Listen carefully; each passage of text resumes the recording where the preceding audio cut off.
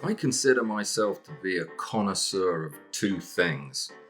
The first is Scottish breakfast foods that are made mostly of blood, and the second are macro focusing rails. Which one would you like to talk about today?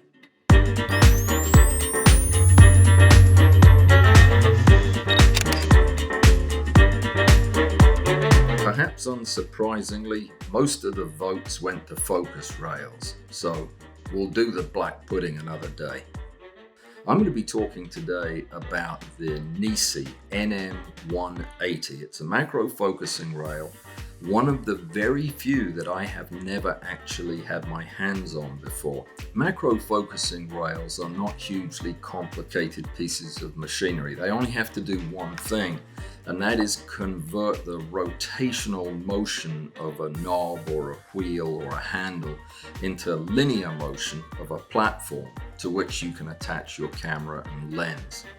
What it has to do is allow you to move your camera forwards and backwards with enough control for you to be able to make repeatably small, accurate steps. This rail was included in a package that NiSi sent to me when they sent me the two macro close-up lenses to review that I did fairly recently. That video is right here, by the way. I have used this thing constantly for the last 2 weeks in every configuration I could think of, looking for its weaknesses and its strengths. It's a really nice focusing rail, and I'm going to tell you specifically why that is as we go through. But before we start, first, thanks to my Patreon supporters and to those who support me through the website. Thank you very much. A quick word about my review videos. These are my honest, unvarnished opinions. When I'm sent a product to review, it can have no strings attached to it. I'm the only one that has input into my review. Secondly, I don't get reimbursed or seek reimbursement for doing these reviews. I do them as a service to you. And thirdly, of all the stuff that I get sent, I am only going to review things that I like, things that I think have a real role in my photography, especially macro photography. So when I do a review, it's because I've come across something I think you should know about. End of story. A good place to start is with this no-name macro focusing rail that I got 20 years ago. But this is really the bargain basement of focusing rails. It's made of cast aluminum, which is brittle and tends to break. The indexing on the rails is painted on. All of the tightening and loosening, the action, is done with plastic bushing type things. And perhaps worst of all is the mechanism it uses for translating the rotational energy. This is called a rack and pinion. This knob has a gear on the end of it. It's called the pinion. This is the rack. And as you turn the gear, it drags the base along the rail. The problem with these is that they are very inaccurate. You can see how much backward and forward wobble it has, but it's not fun to work with and it's not easy to use, and you often end up with missed areas of focus. A big step up from rack and pinion mechanisms is found in most of the mid-range focusing rails price-wise, and that is the mechanism that uses a lead screw, like this Manfrotto 454. It has knobs on either end and what's called a lead screw that runs the length of the device. The second part of this is a captive nut, as it's called, of some kind. It's also known as the ball, making one think that maybe this was invented by a urologist. I'm not sure.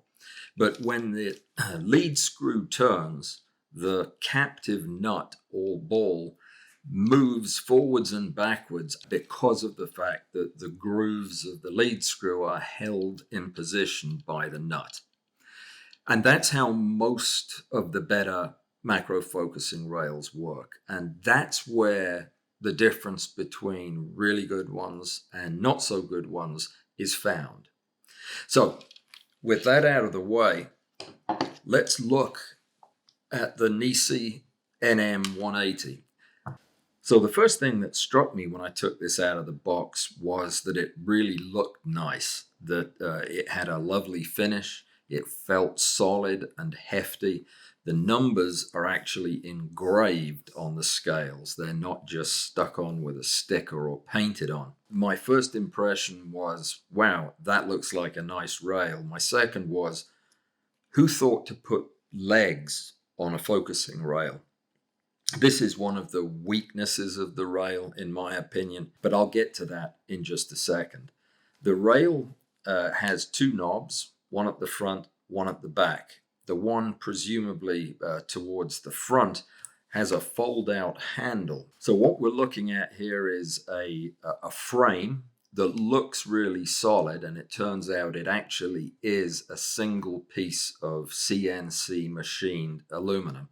The platform and the rail appear to be engineered to much higher tolerances than I would have expected.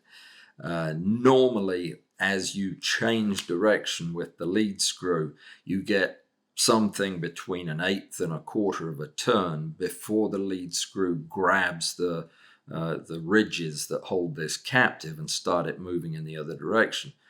But as far as I can see, if there is any significant backlash, it's going to be on the order of 10 degrees maybe, if that. As you know, when I use a focus rail, I use it on a sturdy base, either in my macro cage or outside of it. But I have to have this fixed as solidly as any part of my cage. It cannot move. This device has an unusually high center of gravity, partly because of the large size and heft of the carriage, especially when loaded, but also because of these legs. Now, the legs come off very easily. They just unscrew.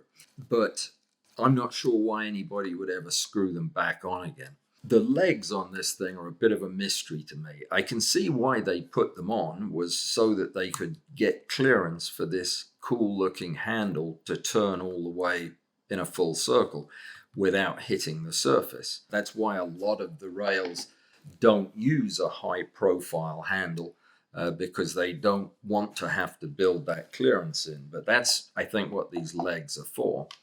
The problem is, it moves the center of gravity way up off the surface of your table. And if you try, you can see it happen there. All I am doing is very slowly and easily turning the handle, and the rail moves. Even if I hold it down at the other side, it's not possible to turn the handle without lifting the macro rail up off the table. The only way you might be able to do it would be to turn it like so, in which case the handle becomes irrelevant. So the combination of the legs and the handle don't make any sense to me. It puts far too much torque, axial torque on the device. And if you have a macro rail that is going to move during your shooting, you don't have a macro rail. You've got something else entirely. And let me make one other point about that. I think this is clearly designed for use primarily on a tripod. Now, I don't use tripods for my macro rails. I think that introduces so much risk of movement, vibration, and blur that I prefer to use my rails secured to a very heavy base. But let me show you what I mean. Even when we attach this to a rail, and it has beautiful Arca Swiss grooves all the way down the edge. So you don't need to screw this into anything. You can just clamp it to a tripod. But even when it's on a tripod, turning this handle would be putting rotational strain on it as you turn it, which could loosen the tripod head, or it could loosen the way it's seated on the rail. The fact that I don't like the way this handle works, and I think it introduces the risk for moving the rail unintentionally during your shoot, it's not a big deal. And I still think this is an absolutely great rail because you have a knob that works perfectly well on the other side that doesn't introduce any of those problems. Ideally, I would like to have this on either end, but it's just not that big a deal. A feature that this rail has that I would not expect to see on a rail in this price range is that the quick release clamp on top of the rail rotates. It's a very positive rotation with a nice solid click when it gets to 90 degrees. This is great for mounting cameras. What you want is to have a nice streamlined low profile setup, but putting a camera onto the rail and then having to get in here to tighten the quick release mechanism is a bit tricky, but it's very quick and easy to put on sideways, and then you can twist it into position like that. This is designed so that it can take a second rail and attach it to the clamp and turn it through 90 degrees. Now you have an XY translational table, which is a nice touch. I guess there are a lot of rails you could do that with, but this appears to have been designed around that concept. What about if you want to use it on a flat surface or in your macro cage? That involves a little bit of work. First of all, the screws on these legs are actually quite long. They do hold very securely. They've got rubber on the bottom, which presumably helps a little bit, but it's not enough to hold the thing still.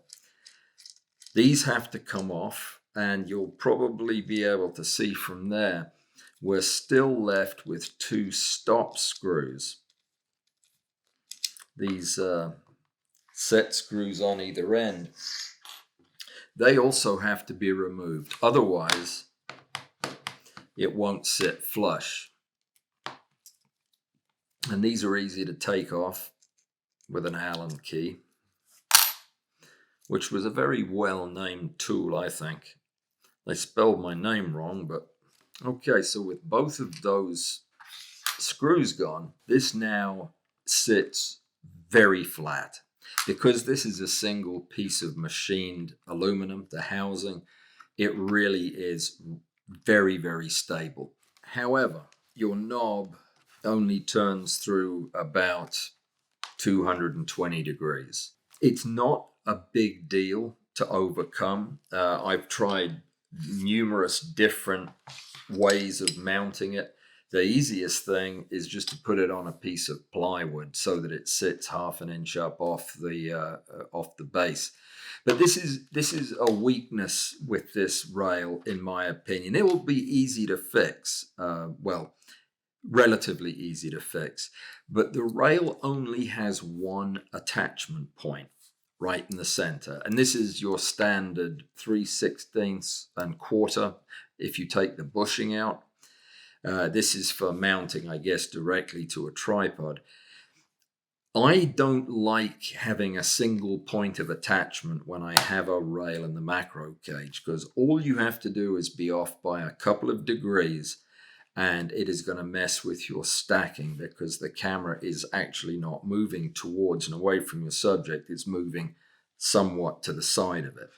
So I think drilling a second hole and tapping it into one of these support bars would be one way to go. But I don't like the fact that there's only one pre-drilled threaded hole for attaching this.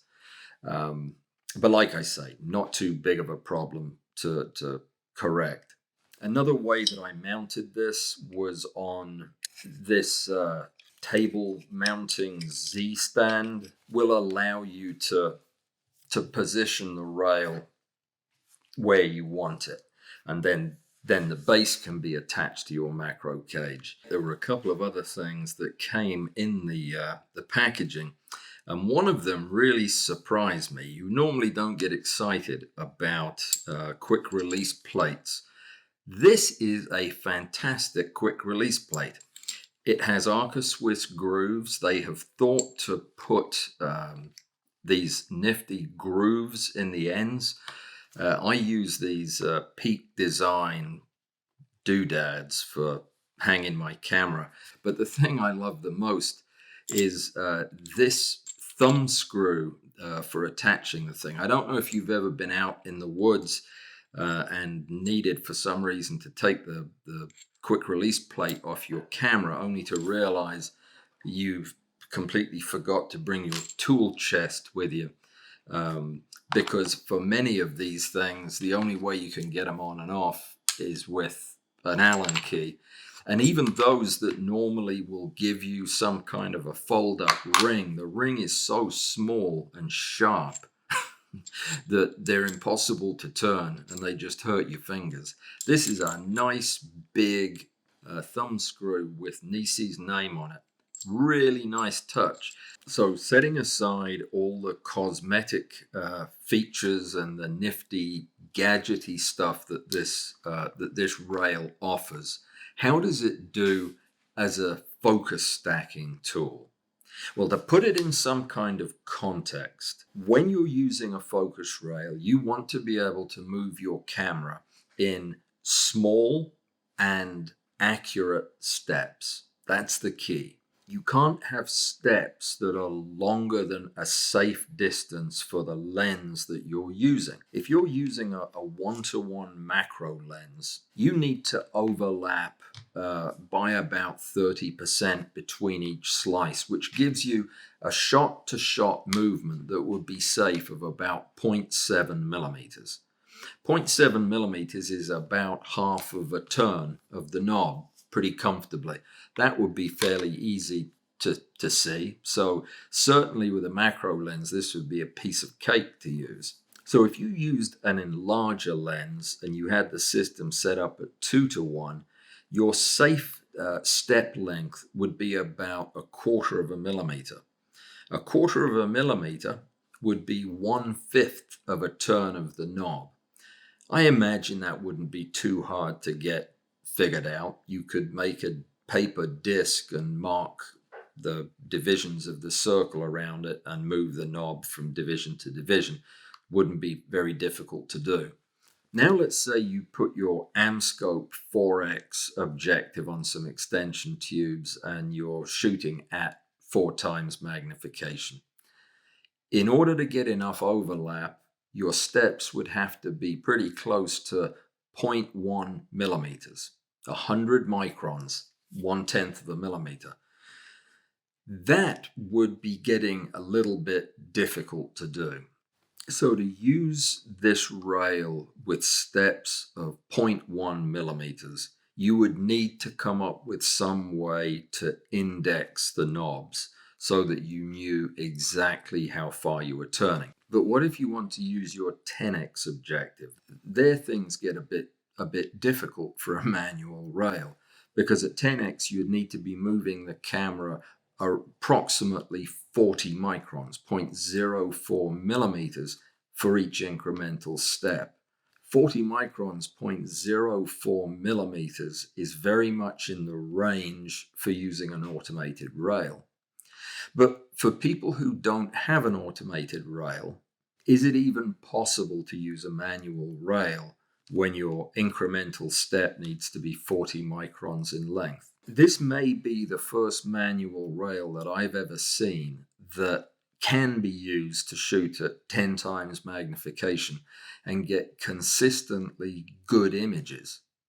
And that would be a deal breaker for people who don't have $700 sitting around for a Stackshot or $400 for a Wii Macro. Here was a rail that I could use with a 10x objective that cost $110.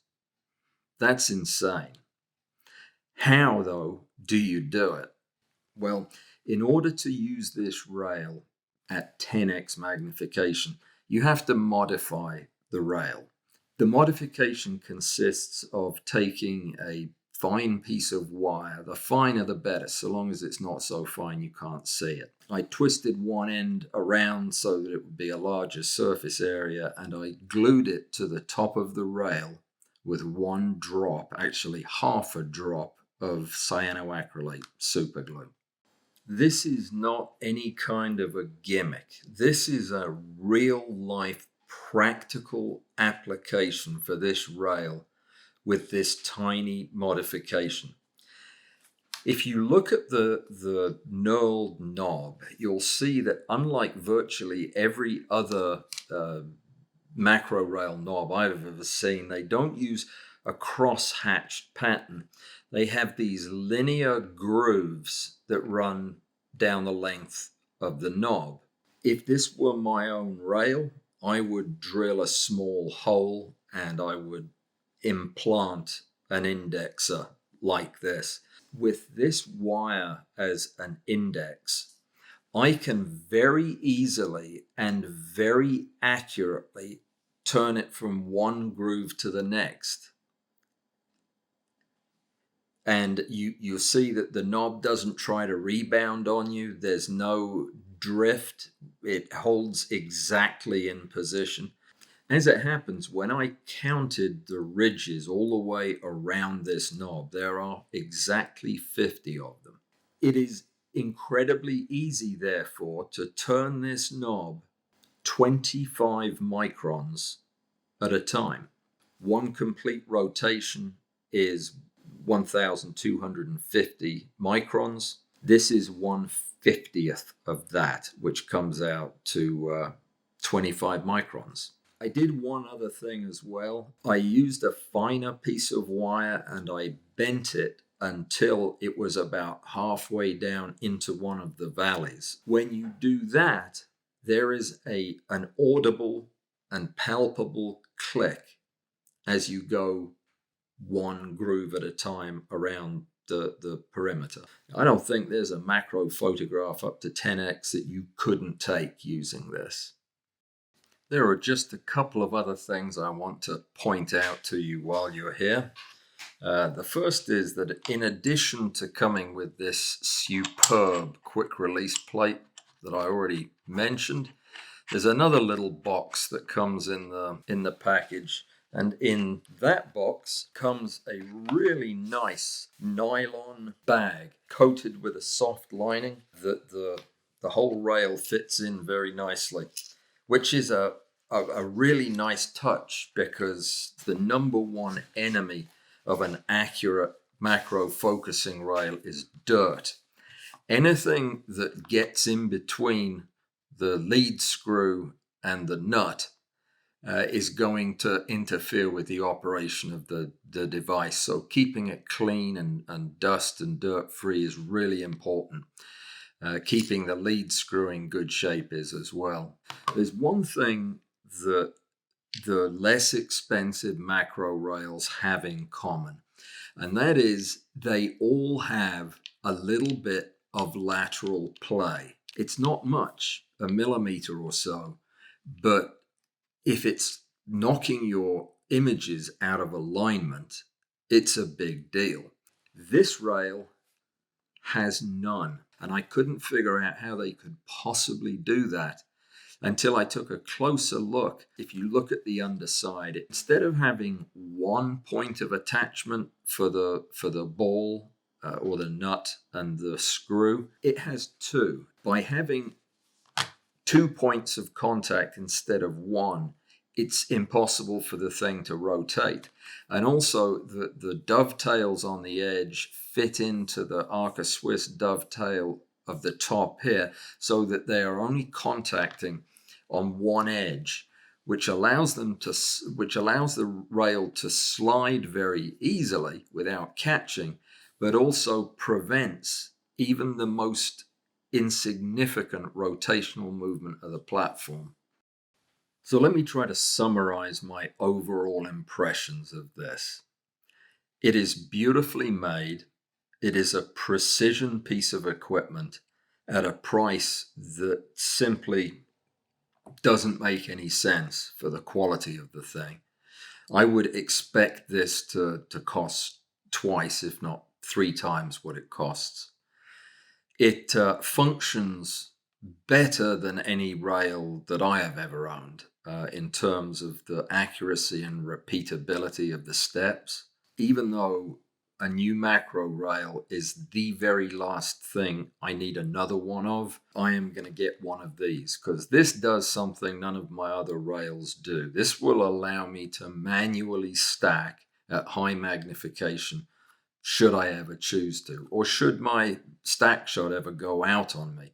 I don't have anything that will stand in for an automated rail at this level of precision. There may be other macro rails out there that perform like this. Maybe some of the $500 and $600 ones do, but none of the $100 ones that I've looked at come even close to this. It's a pleasure to use. It's beautiful to look at.